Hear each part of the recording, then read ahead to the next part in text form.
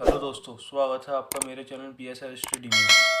हम चैप्टर 3 में crash course चल रहा है, जिसका आज पार्ट 2 है। हमने पार्ट 1 में आपको विवरण बता दिया था, लेकिन उसमें 2 ऑप्शन और छूट गए थे, आपके जनन ग्रंथि तथा सहायक जनन। तो वो आपके लिए इतने मोस्ट इम्पोर्टेंट नहीं थे जितने विवरण था। अब आपके लिए दूसरा है यहाँ पर स्त्री का जनन तंत्र। ये आपके लिए मोस्ट इम्पोर्टेंट है।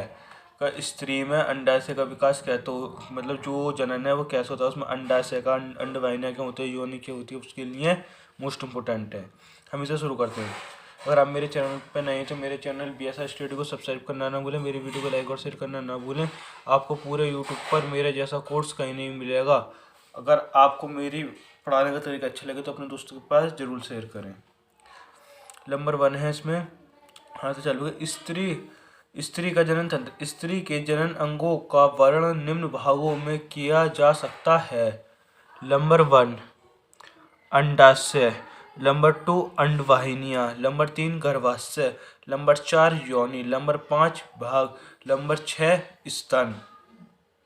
अब हम इसके मतलब इसे डिटेल में पढ़ाने से पहले मैं आपको इसका एक चित्र दिखाना चाहूँगा। उस चित्र की सहायता से आपको मतलब अंडाशय क्या होता है, अंडवाहिनी क्या होते हैं, गर्भाशय क्या होता है, योनि क्या होती है, स्तन क्या होते हैं, ये आपको अच्छी खासी समझ में आ जाएंगे। मैं आपको एक चित्र दिखाता हूँ। ये हैं आपके मादा जनन अंग। मादा जनन अंग होते क्या हैं? आपका जो अंडाशय आपका एक जोड़ी पाया जाता है, जो आपको ये दिख रहा है, एक ये रहा और एक ये रहा। आपका अंडाशय एक जोड़ी पाया जाता है। दूसरा है आपका अंडवाहिनियाँ। अंडवाहिनियाँ क्या होती हैं? अंडवाहिनियाँ भी एक जोड़ी पाई जाती हैं। यहाँ से लेकर हिस्से को, यहाँ तक के हिस्से को हम अंडवाहिनियाँ कहते हैं। कि ये कितनी पाई जाती हैं? ये भी एक जोड़ी पाई जाती है। आपका गर्भाशय। गर्भाशय आपका ये होता है कि एक ही पाया जाता है। ये आपका गर्भाशय हुआ कि एक ही पाया जाता है। उसके बाद है आपका योनि कहाँ पाई जाती है? योनि आपकी ये रही, ये सबसे नीचे होती है योनि। योनि यहाँ होती है। उसके बाद है गर्भाशय गिरवा। गर्भाशय गिरवा क्या होता है? मतलब जिसे हम भग कहते हैं, भग होता है, ये भी यहाँ पाया जाता है। इसे हम गर्भाशय गिरवा या भग भी कहते हैं। अब इसमें जो अंडवाहिनियाँ के 4 प्रकार होते हैं। नंबर 1 जो आपको जो पत्ती सी जो दिखाई दे रही है, हम इसे क्या क्या बोलते हैं? हम इसे झालर कहते हैं। क्या इसे हम इसे झालर बोलते हैं? यहाँ से जो हिस्सा है इसे हम झालर कहते हैं, जो पत्तियाँ। उसके बाद यहाँ के जो हिस्से यहाँ से होता है, इसे हमें तुम्बिका बोलते हैं। क्या क्या बोलते हैं? हम इसे तुम्बिका बोलते हैं, तुम्बिका। और आपका उससे पहले जो यहाँ से जो हिस्सा जो जुड़ा रहता है, हम इसे कीप कहते हैं। डॉलर, कीप, तुम्बिका। और आपका लास्ट है संधि नलिका। ये जो है यहाँ होती है जुड़ी हुई, हम इसे क्या बोलते हैं? हम इसे संधि नलिका बोलते हैं। कि मादा जनन अंग का एक पूरा विकास होता है। अब इसमें मैं आपके लिए एक थोड़ा सा मोस्ट इम्पोर्टेंट टॉपिक बता दूं, आपके लिए वो आगे काम में आएगा। जो शुक्राणु होते हैं, जब यहाँ से जब शुक्राणु जब प्रवेश करते हैं, तो शुक्राणु और अंडाणु जो है, मतलब तो वो कहाँ पर मिलते हैं जाकर? वो आपको तुम्बिका और संध नलिका के बीच में यहाँ मिलते हैं। वो यहाँ से चल के आके यहाँ मिलते हैं। कहाँ पर मिलते हैं? अंडवाहिनी में तुम्बिका और संधि नलिका के बीच में मिलते हैं। वो यहाँ पर आके मिलते हैं आपस में, जब गर्भाशय का विकास होता है। अंडाशय की संरचना। ये स्त्री के 2 जनन होती हैं, जो उदर गुहा में बकरों में काफी नीचे सीढ़ी भाग के पीछे की ओर गर्भाशय के इधर उधर स्थित रहते हैं। प्रत्येक अंडाशय चपटा बादाम की गिरी के आकार का तथा लगभग 2 सेंटीमीटर लंबा और 8 सेंटीमीटर मोटा होता है। यह एक निर्दिष्ट स्थान पर प्रत्येक अंडाशय की नविका कहते हैं। अंडाशय के अंडाणु बनते हैं। इनमें मादा हार्मोन्स का स्तवरण भी होता है। अंडाशय ठोस अंग होता है। अंडाशय के समस्त भीतरी ऊतक के इसकी इसकी पीठिका कहते हैं। पीठिका एक मोटी एवं अधिक संघवल्कीय पृष्ठिका तथा पृष्ठिका तथा पृष्ठिका तथा पृष्ठिका तथा अपेक्षाकृत ढीली से मज्जक अर्थ मध्यस्थीय पीठिका में विभेदित होती है। प्रत्येक पीठिका में एक अंड कोशिका होती है जो अंडजनन प्रत्येक द्वारा अंडाणु में परिवर्तित होती है। मैंने भी आपको अंडाशय समझाया था। अंडाशय क्या होता है, वो कितना मोटा होता है और कहाँ पाया जाता है, आपने इस चीज को पढ़ लिया। अंडाशय कहाँ होता है। उसके बाद अब आपके अंडवाहिनियां। अंडवाहिनियों की संरचना। प्रत्येक अंडाशय के ऊपरी भाग पर अंडाशयधार एक कीपनुमा संरचना झुकी होती है जिसे झालरदार कीप कहते हैं। मैंने भी आपको बताया था झालरदार कीप, तुम्बिका और तुम्हारा कीप, झालर, तुम्बिका और संधि नलिका क्या होती हैं कहते हैं। इस कीप में लगभग 10 सेंटीमीटर लंबी एक अंडवाहिनी प्रारंभ होती है जिसे गर्भाशय या फैलोपियन नली कहते हैं। मुख्य से प्रारंभ होकर गर्भाशय नली का मध्य रेखा की ओर तथा नीचे की ओर बढ़कर गर्भाशय में खुल जाती है।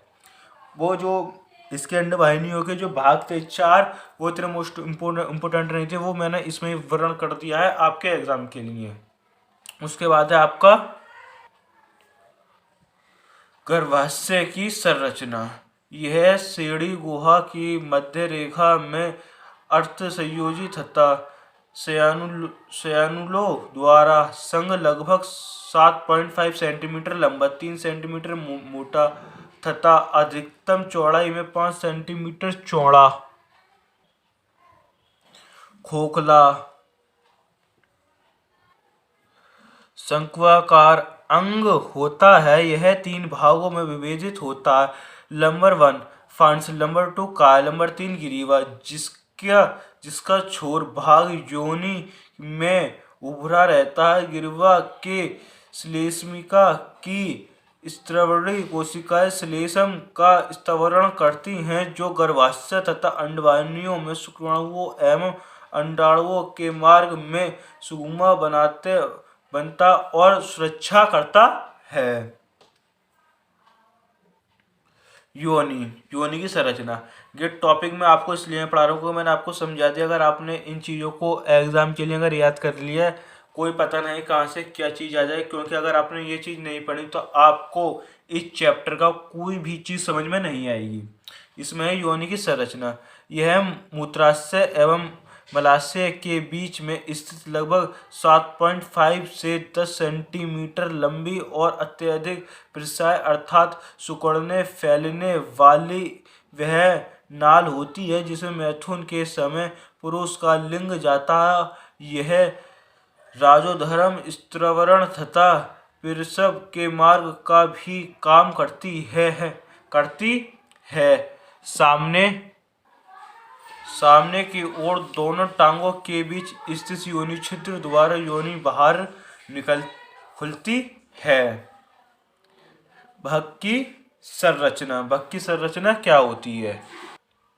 भक की संरचना मैं आपको ये चीज चित्र में नहीं दिखा सकता, आप अपने किताब में खोलकर देख सकते हैं। स्त्री के योनि छिद्र में संबंधित कई वायुजन्यांग होते हैं। भक इन्हीं का सम्मिलित नाम होता है। इनमें निम्नलिखित अंग होते हैं।